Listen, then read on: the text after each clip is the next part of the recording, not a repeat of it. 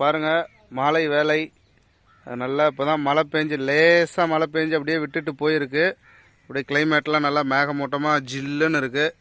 பாருங்கள் எங்கள் பிளேயர்ஸ்லாம் நல்லா கிரிக்கெட் விளையாண்டுட்டு இருக்காங்க. ஜூம் பண்ணி காமிக்கிற பாருங்க. அவங்க மழையிலையும் அயராத பாடுபட்டுக்கிட்டு இருக்காங்க. போலீஸ்காரங்க ரவுண்ட்ஸ் வந்தால் மட்டும் ஓடி போயிடுவாங்க. நம்ம பசங்க தான். இப்போ நம்ம என்ன பண்ண போகிறோன்னா இந்த குளிருக்கு சாயந்தர நேரத்துக்கு ஏற்ற மாதிரி ஒன்று பண்ண போகிறோம். ஒன்றும் இல்லை, பஜ்ஜி போட போகிறோம். எப்படி மரத்துலேருந்து அப்படியே கட் பண்ணி அந்த காயை கொண்டு போயிட்டு பஜ்ஜி போட்டு மசால் வச்சு சாப்பிட போகிறோம். சேலம் ஸ்டைலில். நீங்கள் சென்னையில் மற்ற சிட்டிஸ்லாம் சாப்பிட்ருப்பீங்க. எப்படின்னா பஜ்ஜி சட்னி வச்சு தருவாங்க. நம்ம இங்கே சேலமில் நங்கவல்லி மேட்டூர் இந்த ஏரியாலாம் ஸ்பெஷலாக பஜ்ஜிக்கு ஒரு மசால் செஞ்சு கொடுப்பாங்க. அது ரொம்ப சூப்பராக இருக்கும். அதுமாரி தான் நீங்கள் சாப்பிட போகிறோம். எங்களுக்கு பஜ்ஜிக்கு ஒரு 2 காயும், நாளைக்கு வாழைக்காய் பொரியலுக்கு ஒரு 2 அறுத்துக்க போகிறோம். பார்த்தாருடா.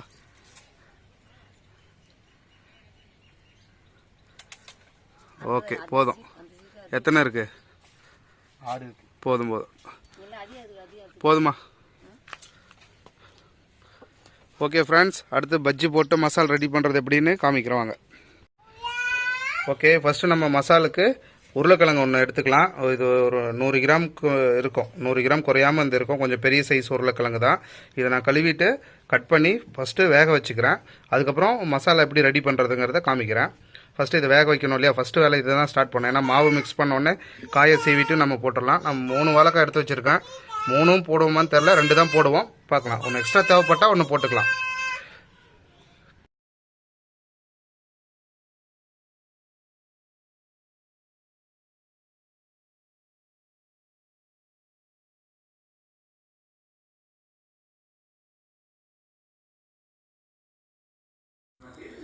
உருளைக்கிழங்க ஒரு குக்கரில் போட்டு அதுக்கு தேவையான அளவு தண்ணி ஊற்றி நம்ம வேக வச்சிடலாம்.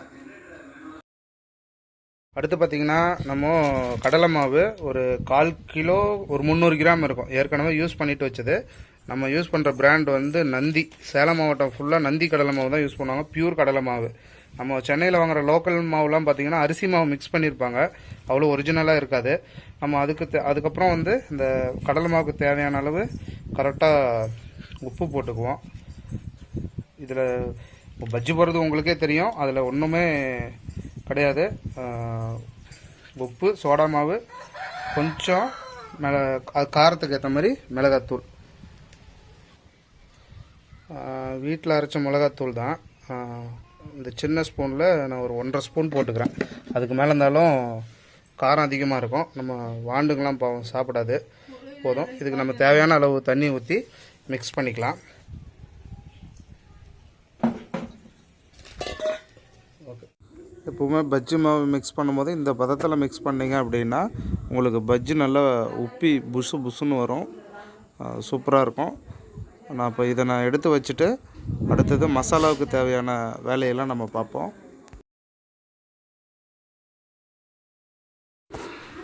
நான் ஒரு வெங்காயமும் சின்னதாக 2 வெங்காயமும் ஒரு பச்சை மிளகாவும் கட் பண்ணி வச்சுருக்கேன். அப்புறம் தாளிக்கிறதுக்கு கொஞ்சம் கருவேப்பிலை வச்சுருக்கேன். அடுத்து வாங்க மசாலா தாளித்து விட்டுறலாம். மசாலா தாளித்து விடுறதுக்காக ஒரு சின்ன வடசட்டியில் இது வச்சுருக்கேன், எண்ணெய் ஊற்றிருக்கேன் கொஞ்சமாக. பக்கத்தில் உருளைக்கிழங்கு விசில் வரப்போகுது. வெங்காயம் வதங்கிறதுக்குள்ளே அதை க்ளீன் பண்ணி இதில் எண்ணெய் காஞ்சிருச்சு. இப்போது கடுகு போட்டுடலாம்.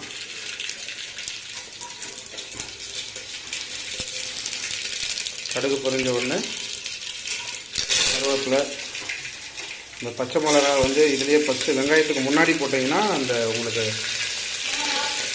எண்ணெயில் பொரியும் போது உங்களுக்கு ரொம்ப நல்லாயிருக்கும். அந்த மனம் பச்சை மிளகா நல்லா வதங்கிருச்சு பாருங்கள். அடுத்தது நம்ம வெங்காயத்தை போட்டுக்கலாம். இவ்வளோ வெங்காயம் தேவையில்லை.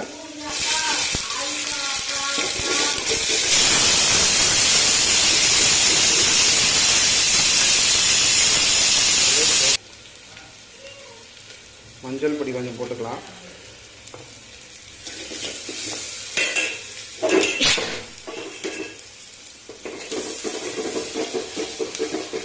வெங்காயம் நல்லா வதங்கினதும் நம்ம ஏற்கனவே பஜ்ஜிக்காக மாவு மிக்ஸ் பண்ணி வச்சுருக்கோம் பார்த்தீங்களா? அதுலேயே அந்த ஒரு சின்ன கரண்டியில் நான் 2 கரண்டி எடுத்துக்கிறேன். எடுத்துட்டு அது கூட தண்ணி ஆட் பண்ணி அதை நல்லா கொதிக்க வச்சுக்கலாம். அந்த மசால் கொதிச்சிக்கிட்டு இருக்கு. அதே சமயத்தில் நம்ம வேக வச்ச உருளைக்கிழங்க தோல் நீக்கி நல்லா ஒரு கரண்டி வச்சு மசிச்சு விட்டுக்கோங்க. எப்படின்னா நம்ம கிட்டத்தட்ட பூரி மசால் மாதிரி தான். பூரி மசாலில் உருளைக்கிழங்கு கொஞ்சம் பெருசாக இருக்கும். இதில் வந்து ரொம்ப சாஃப்டாக மசிச்சு விட்டிங்கன்னா ரொம்ப உங்களுக்கு அந்த மசாலில் மிக்சிங் ஆகிட்டு நல்லா ஒரு உருளைக்கிழங்கு கட்டி கட்டியாக இல்லாமல் நல்லா சூப்பராக இருக்கும். நல்லா போட்டுட்டு நல்லா கிண்டி விட்டுட்டு நல்லா ஒரு நல்லா கொதி வந்த உடனே மல்லித்தலை போட்டு இறக்கி வச்சுருங்க. அவ்வளோதான். இப்போ நல்லா கிண்டி விடணும் மெயினாக. அதுக்கு தான் நல்லா மசிச்சு விட்டுட்டிங்க அப்படின்னா உங்களுக்கு சூப்பராக வந்துடும். உங்களுக்கு உருண்டையாக இருக்காது. சாப்பிடும்போது அந்த பீஸ் அடிப்படாது. 1 2 இந்த மாதிரி இருந்தாலும் கரண்டியிலேயே வச்சு அப்படியே நசுக்கி விட்டுட்டிங்கன்னா அது தெரியாது. கொதிக்கும் போதும் அது ஃபுல்லாகவே கரைஞ்சிரும்.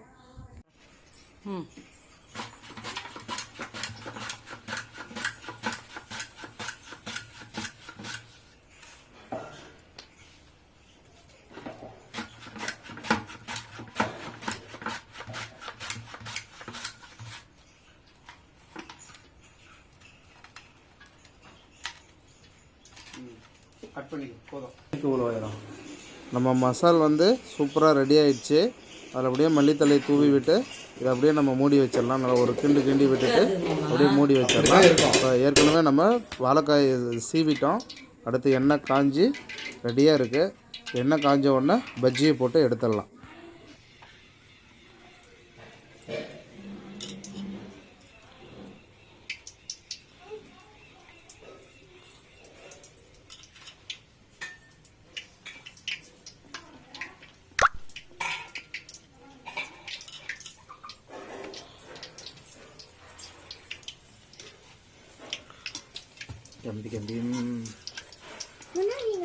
யாழினி பொண்ணு ஓடி போயிடுற அந்த பக்கம்.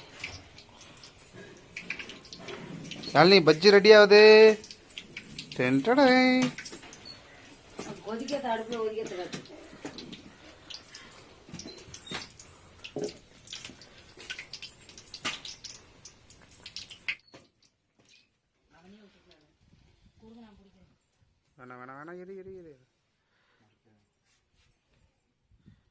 வேணாம் இரு.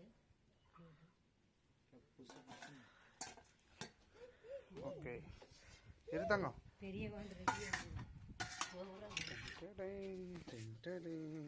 லைட்டாக சோடா மாவு போட்டோம் பார்த்தீங்களா, அதனால தான் இந்த மாதிரி நல்லா உப்பி வந்திருக்கு. அப்படி இருந்தால் தான் சாஃப்டாக நல்லா இருக்கும். லைட்டாக எல்லோ ஷேடு தான் இருக்கும். நம்ம கடையில் வாங்குற மாதிரி ரெட் கலராக இருக்காது. அதில் கலர்ஸ் ஆட் பண்ணியிருப்பாங்க அந்த மிக்ஸில், பஜ்ஜி மிக்ஸில். இதில் அந்த மாதிரிலாம் எதுவும் இருக்காது. மசால் வச்சு தொட்டு சாப்பிட்டா அவ்வளோ அருமையாக இருக்கும். அப்பாவுக்கு சுட்டு பிடிச்சவளை அப்படியே சாப்பிட்டு